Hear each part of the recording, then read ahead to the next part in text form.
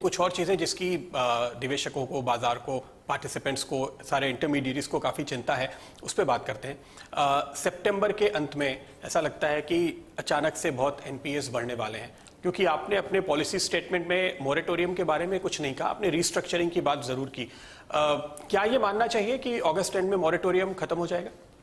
देखिए, ये मैं थोड़ा विस्तार से आपको ये बात जो है मोरेटोरियम रीस्ट्रक्चरिंग जिसको आप कह रहे हैं उसके बारे में मैं थोड़ा विस्तार से बताना चाहता हूं। सो बस 2-3 मिनट लूँगा उसके बारे में। हमने जो अभी डिसाइड किया, जिसको आप रीस्ट्रक्चरिंग कहते हैं, हम उसको कह रहे हैं कि कोविड रिलेटेड रिजोल्यूशन फ्रेमवर्क। ये रिजोल्यूशन फ्रेमवर्क बहुत सोच समझकर ये फैसला लिया गया है, और जब हमने फैसला लिया है 2 साइड कंसिडर करके हमने लिया है। एक तरफ हमारे लिए बैंकों की हेल्थ बहुत इंपॉर्टेंट है।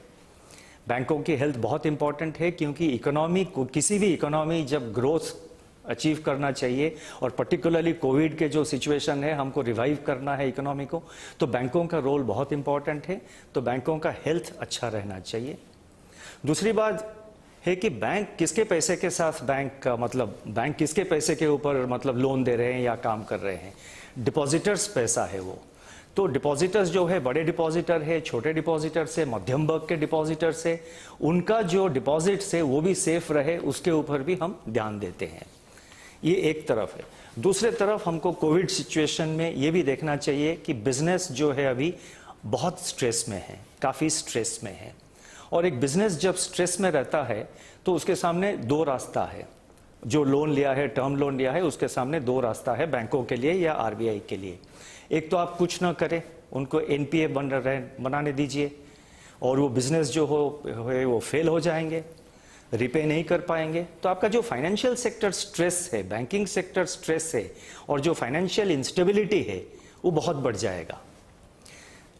अदर ऑप्शन जो है वो है कि जो बिजनेस रिवाइव कर सकते हैं, जिस बिजनेस का एक टेम्पररी कैश फ्लो प्रॉब्लम है कोविड के लिए, वो अदरवाइज वायबल यूनिट है, लेकिन कोविड के लिए उनका कैश फ्लो में प्रॉब्लम है, और उनका थोड़ा अगर रेजोल्यूशन करके मदद कर दे बैंकों की तरफ से, थोड़ा रेगुलेटरी कुछ सपोर्ट मिल जाए, तो बिजनेस रिवाइव कर सकते हैं। तो जब बिजनेस रिवाइव करते हैं, वो फ्यूचर में जाके वो लोन रिपे कर देंगे। जॉब जो है, जितने लोग काम कर रहे हैं, रोजगारी जो है उस बिजनेस में, वो बचेगा, और वो इकोनॉमी के लिए अपना प्रोडक्शन कंट्रीब्यूट करेगा। तो बिजनेस जो है बच जाएगा, और इकोनॉमिक रिवाइवल के लिए वो बहुत जरूरी है। सो ये दोनों तरफ हमने देख के, और ये भी मैं कहना चाहता हूं कि सारे बोरोवर्स का जो है हमने कंसीडर किया है। एक तो है बिजनेस बोरोवर्स, एक है रिटेल बोरोवर्स। और हमने ये जो रिजोल्यूशन फ्रेमवर्क ये किया है, ये रिजोल्यूशन फ्रेम, देखिए मोरेटोरियम जो है वो एक टेम्पोररी रिस्पॉन्स था लॉकडाउन के लिए। अभी लॉकडाउन धीरे धीरे हट रहा है, और हमको एक परमानेंट सोल्यूशन ढूंढना चाहिए, एक ड्यूरेबल सोल्यूशन ढूंढना चाहिए। मोरेटोरियम जो है एक टेम्पोररी सोल्यूशन है। 3 महीने का लॉकडाउन था, फिर लॉकडाउन कुछ बढ़ गया, हमने 6 महीना उसको कर दिया, वो टेम्पोररी सोल्यूशन था। परमानेंट सोल्यूशन ये है कि जो लोन है, चाहे वो रिटेल पर्सनल लोन हो या बिजनेस लोन हो, उसको रिजॉल्व करे। और इसमें हमने साफ ये भी कहा है कि 2 साल तक जो बैंक जो लोन है, वो पर्सनल लोन हो या बिजनेस लोन हो, 2 साल जो है उसको रीशेड्यूल कर सकते हैं। उसका जो टेन्योर है 2 साल तक बढ़ा सकते हैं, और वो 2 साल सिर्फ इंस्टॉलमेंट नहीं, उसमें मोरेटोरियम भी दे सकते हैं। और मोरेटोरियम एक लोन में 3 महीना मिलेगा, 6 महीना मिलेगा, 1 साल तक मोरेटोरियम मिलेगा, वो बैंकों के ऊपर डिपेंड करता है। तो हम जब कह रहे हैं कि मोरेटोरियम को हमने अभी रीस्ट्रक्चर, जो रिजोल्यूशन है, resolution has replaced moratorium. Moratorium एक टेम्पररी सॉल्यूशन था, रेजोल्यूशन फ्रेमवर्क जो है एक ड्यूरेबल सॉल्यूशन है। और रेजोल्यूशन फ्रेमवर्क के अंदर भी जो बोरोवर है उनको एक्सटेंडेड टेन्योर मिलेगा 2 साल तक, और उसमें भी उनको मोरेटोरियम भी मिल सकता है। तो इसीलिए ये एक ड्यूरेबल सॉल्यूशन है।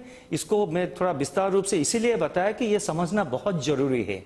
ऐसा एक आइडिया लोगों में बन गया है कि मोरेटोरियम नहीं मिल रहा है तो आगे जाके क्या होगा। चिंता की कोई विषय नहीं है। अभी बैंकों, आज भी जो आरबीआई में हमने 6 अगस्त को जो सर्कुलर जारी किया है, आज भी बैंक्स डिसाइड कर सकते हैं कि मोरेटोरियम किसको ये जो रिजोल्यूशन का बेनिफिट किन किन बोरोवर को मिलना चाहिए वो आज भी बैंक डिसाइड करते हैं। और मेरे को जहां तक जानकारी है, सारे बैंक शायद इसी महीने के अंदर, अगस्त 31 के अंदर, अपने बोर्ड में ये पॉलिसी डिसाइड कर लेंगे और आगे जाके उसको इम्प्लीमेंट करेंगे। लेकिन आपने जो केवी कामत साहब की कमेटी बनाई है, उसकी रिपोर्ट आने के पहले ही बैंक से काम कर सकते हैं? बिल्कुल। इसी कौन सा अकाउंट, बिजनेस अकाउंट हो या personal account, individual retail loan हो, मोरेटोरियम किसको देना चाहिए वो बैंक आज भी डिसाइड कर सकते हैं। केवी कामत कमेटी सिर्फ कुछ फाइनेंशियल पैरामीटर्स के बारे में उनके रिकमेंडेशन देंगे। जो फाइनेंशियल पैरामीटर्स है, मतलब debt service coverage ratio, DSCR जिसको कहते हैं, वो कितना होना चाहिए, रेजोल्यूशन के बाद डेट इक्विटी रेशियो कितना होना चाहिए, इंटरेस्ट कवरेज रेशियो कितना होना चाहिए, इस टाइप का फाइनेंशियल पैरामीटर्स के बारे में वो रेकमेंड करेंगे।